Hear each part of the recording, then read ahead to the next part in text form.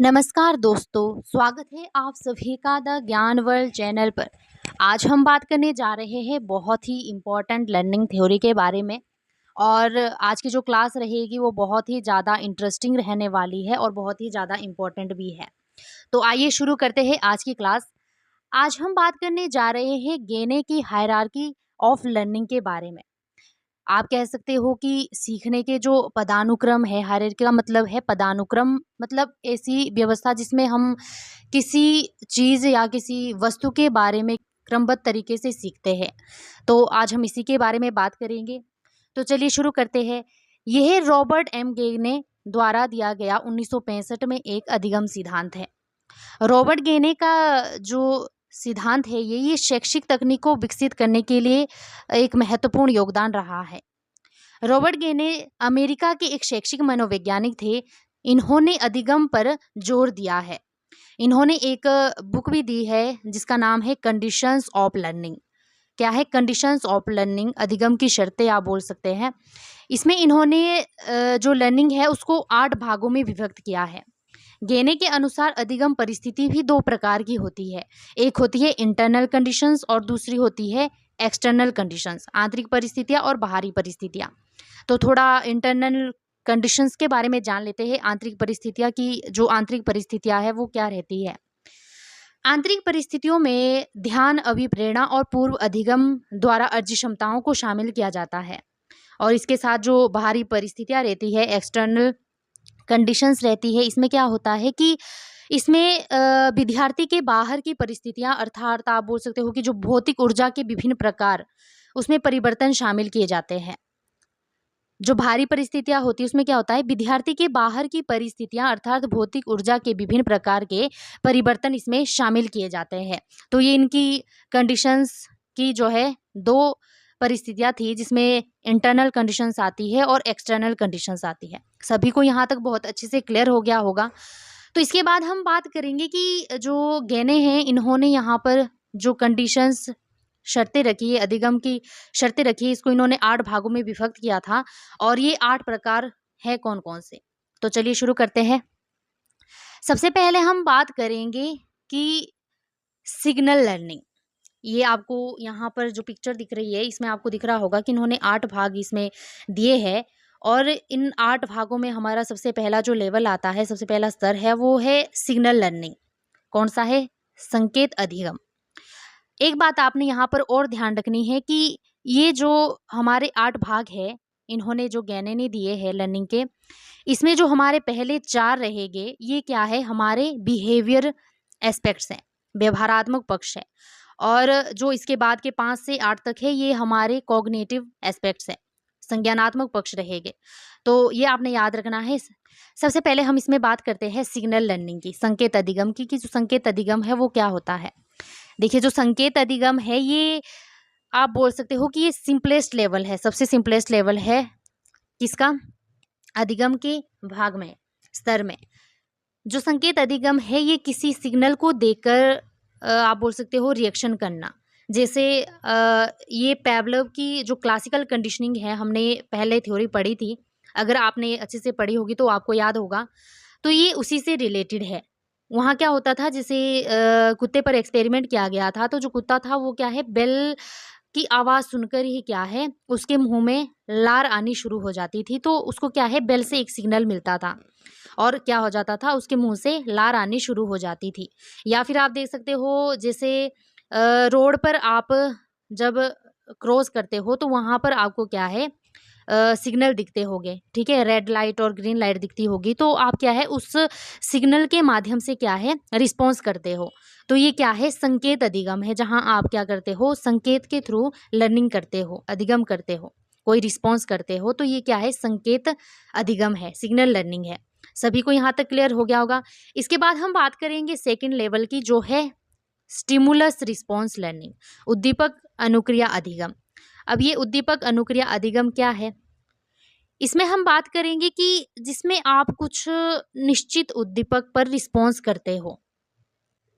ये जो लेवल है ये हमने जो पहले थॉर्नडाइक की थ्योरी करी थी, trial and error learning theory, तो ये उसकी तरह है थोड़ी बहुत, और कुछ ये स्किनर की जो है ऑपरेंट कंडीशनिंग थ्योरी से भी मेल खाती है। कुछ थोड़ी बहुत समानता इसमें पाई जाती है। तो इसमें क्या है, जो स्टिमुलस होता है उसको देखकर जब कोई रिस्पॉन्स निकलता है, मतलब स्पेसिफिक स्टिमुलस को देखकर रिस्पॉन्स होता है, तो यही क्या है, उद्दीपक अनुक्रिया अधिगम है। ठीक है। इसके बाद हम बात करेंगे नेक्स्ट स्टेप की, जो है हमारा चेन लर्निंग। क्या है? Chain learning. चेन लर्निंग को आप क्या बोलोगे? श्रृंखला या चेन अधिगम बोल सकते हैं। तो ये जो लर्निंग होती है ये कैसी होती है, जिसमें आप अपनी जो सीखी हुई प्रतिक्रिया होती है, सीखे हुए जो आपके रिस्पॉन्स होते हैं, उनको जोड़कर आप एक लंबी प्रक्रिया बनाते हैं। ठीक है। मतलब आप क्या करते हो कि स्टेप बाय स्टेप आप प्रोसेस को सीखते हैं। मतलब ये जो आपकी चेन लर्निंग है ये आपको स्टेप बाय स्टेप प्रोसेस को सीखने में मदद करती है।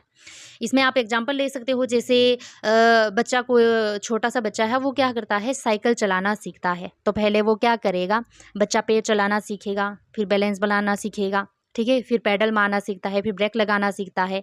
या फिर आप और ले सकते हो एग्जांपल, जैसे कोई बच्चा भाषण देना सीख रहा है, तो उसमें क्या करेगा, पहले वो विषय चुनेगा, फिर उसको लिखेगा, ये फिर याद करेगा, और फिर उसको क्या है, बोलना सीखेगा। तो इसमें क्या करते हैं, स्टेप बाय स्टेप प्रोसेस को सीखने में मदद मिलती है।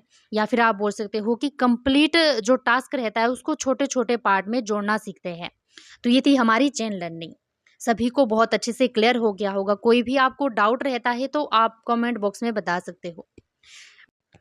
बढ़ते हैं नेक्स्ट स्टेप की ओर। नेक्स्ट जो हमारा लेवल है वो क्या है, वर्बल लर्निंग, शाब्दिक अधिगम। इसमें क्या होता है, जब आप शब्दों का क्या करते हैं, समूह या अनुक्रम करते हैं, इसमें आप क्या करते हैं, शब्द जोड़ना सीखते हैं। मतलब शब्दों को क्रम में जोड़ना सीखते हैं। जैसे for example A for Apple या फिर बी फॉर बॉल जैसे शब्द क्या है, बच्चा बोलना सीख जाता है। इसके बाद हमारा मल्टीपल डिस्क्रिमिनेशन क्या है, विभेदन अधिगम आप इसको बोल सकते हैं। इसमें क्या होता है कि व्यक्ति दो समान चीज़ों के बीच अंतर करना सीखता है। या फिर जो छोटा बच्चा होता है वो क्या करता है, दो जो समान चीज़ें होती है उसमें क्या है, अंतर करना, विभेदीकरण करना सीख जाता है। यह सटीक पहचान और चयन की क्षमता को विकसित करता है। इसमें आप एग्जाम्पल ले सकते हैं, जैसे कि लाल और हरे रंग में क्या है, बच्चा अंतर करना सीख जाएगा। या फिर जैसे 6 और 9 होते हैं तो उसमें भी क्या है, बच्चा अंतर करना सीख जाता है। जैसे बच्चे कंफ्यूज होते हैं बी और डी में, तो उसमें भी बच्चे अंतर करना, विभेदीकरण करना सीख जाते हैं। देखिए जो ये लर्निंग होती है ये एक हिसाब से आप कह सकते हो कि ये गलतियों के स्तर को कम करना सिखाती है। ठीक है, सभी को क्लियर हुआ। इसके बाद हम बात करेंगे नेक्स्ट लेवल की, जो है कंसेप्ट लर्निंग। क्या है, संप्रत्यय अधिगम। इसमें क्या होता है, जो आपकी पहले की नॉलेज होती है उसको क्या है, आप न्यू नॉलेज के साथ जोड़ते हैं। इसमें बच्चा क्या करता है कि सामान्य विशेषता के आधार पर चीज़ों को समूहबद्ध करना सीखता है। वे समझ जाता है कि चीज़ें एक जैसी होती है और क्यों होती है। आप एग्जाम्पल ले सकते हो कि वह जैसे आम, केला, सेब ये क्या है, सब फल है, तो वो ये सीख जाता है ये क्या है, सब फल है। जैसे कुर्सी, मेज़, पलंग होते हैं तो बच्चा सीख जाता है कि ये सारी चीज़ें क्या है, फर्नीचर है। और इसके बाद जैसे बिल्ली है, शेर है या फिर चीता है, तो बच्चा ये सीख जाता है कि ये जो है सारे जो जानवर है ये क्या है, एक बिल्ली के प्रजाति के होते हैं। तो ये क्या है, मतलब आप बोल सकते हो कि इसमें कंसेप्ट लर्निंग में क्या है, बच्चा क्लासिफिकेशन करना, वर्गीकरण करना सीख जाता है चीज़ों का, किसी वस्तु का। ठीक है। नेक्स्ट जो हमारा पॉइंट है वो है प्रिंसिपल और रूल लर्निंग। ये हमारा 7th लेवल है। इसमें क्या करते हैं बच्चे, इसमें बच्चे 2 या 2 से अधिक कंसेप्ट को जोड़कर नियम बनाना सीखते हैं। मतलब आप कह सकते हो कि बच्चा केवल रटता नहीं है बल्कि वो लॉजिकल थिंकिंग करने लग जाता है, लॉजिकली जो है सीखने लग जाता है। एग्जाम्पल आप इसमें ले सकते हो, जैसे कि मैथ का सब्जेक्ट है तो मैथ में अगर 2 विषम संख्याओं को जोड़ो तो उत्तर क्या होगा, सम होगा। बच्चा सीख जाता है कि जब 2 विषम संख्याओं को जोड़ा जाता है, जैसे 3 + 5 को जोड़ा तो आंसर क्या होगा, 8 होगा, उत्तर क्या होगा, सम। पहले हमने विषम संख्याओं को जोड़ा, 2 संख्या को, और उत्तर क्या होगा, सम होगा। या फिर आप और एक एग्जांपल ले सकते हो, जैसे आपने हिंदी में एग्जांपल लिया कि जिन शब्दों में अंत में ई होता है, ठीक है, ई होती है, तो वह अक्सर क्या है, स्त्रीलिंग होते हैं। जैसे लड़की, रोटी या कुर्सी। तो ये नियम लागू करना क्या है, बच्चे सीख जाते हैं। नेक्स्ट जो हमारा लेवल रहता है वो लास्ट है, 8th है, प्रॉब्लम सॉल्विंग, समस्या समाधान अधिगम। इसमें क्या होता है कि जो बच्चा रहता है वो अपने सीखे हुए नियमों व संकल्पनाओं का उपयोग करके नई समस्याओं का समाधान करता है। क्या होता है इसमें, जो बच्चा होता है वो उसने जो अभी तक सीखा हुआ है, जो नियम सीखे हैं, ठीक है, अब वो क्या करेगा, उनका उपयोग करके जो उसकी नई समस्याएं होगी उनका समाधान करेगा। ये जो लेवल रहता है ये सबसे उच्च स्तर का लेवल है। इसमें क्या होता है, आप एग्जांपल ले सकते हो, जैसे कोई बच्चा है वो स्कूल जाते टाइम क्या है ट्रैफिक में फंस गया है, तो अब वो क्या करेगा, इस प्रॉब्लम का सॉल्यूशन कैसे निकालेगा, अब वो नया रास्ता सोचेगा और समय से क्या है स्कूल पहुंचा जाएगा। ये लेवल क्या है, बच्चों की क्रिएटिविटी, क्रिटिकल थिंकिंग और डिसीजन मेकिंग से जुड़ा है।